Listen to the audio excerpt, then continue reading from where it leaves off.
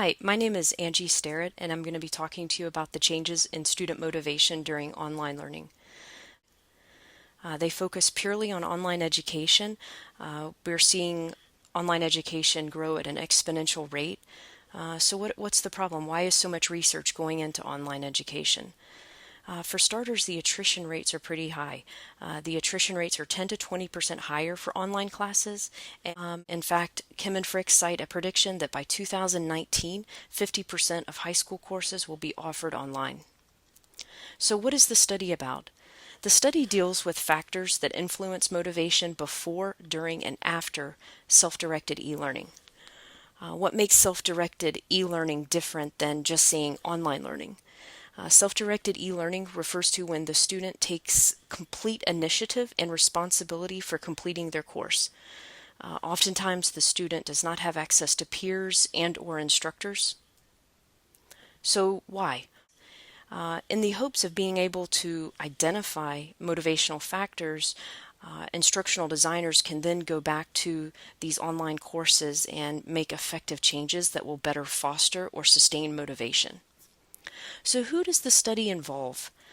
The study involves a constructed sample of 800 learners from a major U.S. e-learning vendor. The vendor did not want to be named in the study, but did give Kim and Frick access to their data. Again, this is a constructed sample, so it is not a random sample, and the 800 learners represent a wide variety of consumers, anywhere from undergraduates to graduate students to professionals going through training to people just wanting to learn a new skill. All right, so how did they get these 800 learners involved in the study? Well, they didn't. In fact, they only got 46% of them to respond to an email survey.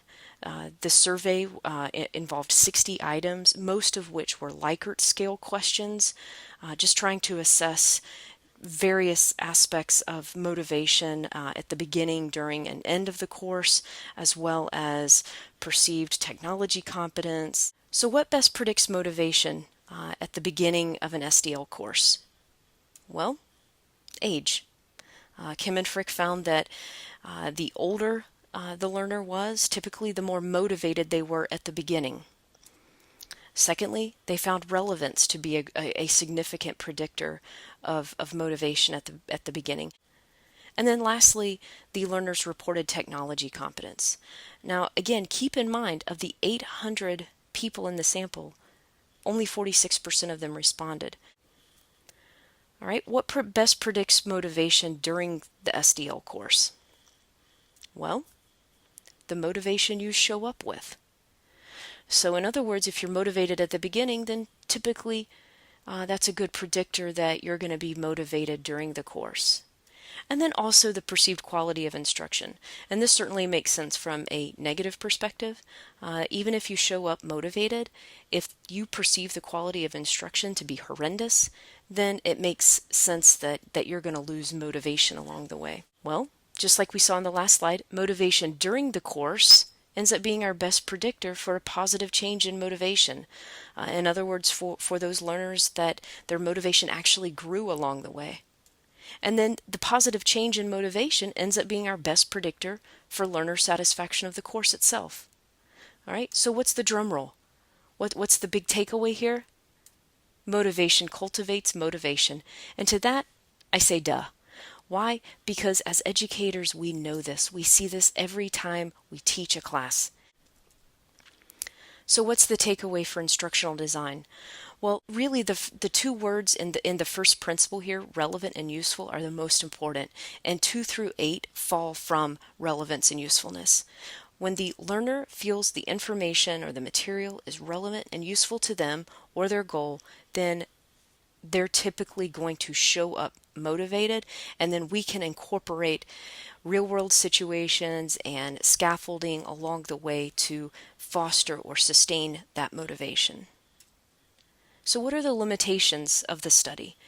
The fact that of the 800 people in the constructed sample, only 46% responded. All right, so the participants were purely voluntary. Secondly, the study only deals with self-directed e-learning. So it does not include distance education like we're experiencing with this course and other online learning platforms. I'm not sure that a one-size-fits-all works for online courses. I think that we need to examine generational differences. Baby boomers tend to be purely intrinsically motivated. They show up, they have a strong work ethic. Gen Xers, they are intrinsically motivated and extrinsically motivated. In other words, I think that changing instructional design to reflect the results of the study could have a positive impact on fostering motivation for baby boomers and Gen Xers. However, millennials are different. I'm not so sure that changing instructional design could change motivation or help foster motivation for millennials. They are so easily bored. They work purely on instant gratification. There really is not much intrinsic motivation there with them. They have grown up in a world with incentives and rewards, so they're extremely extrinsically motivated.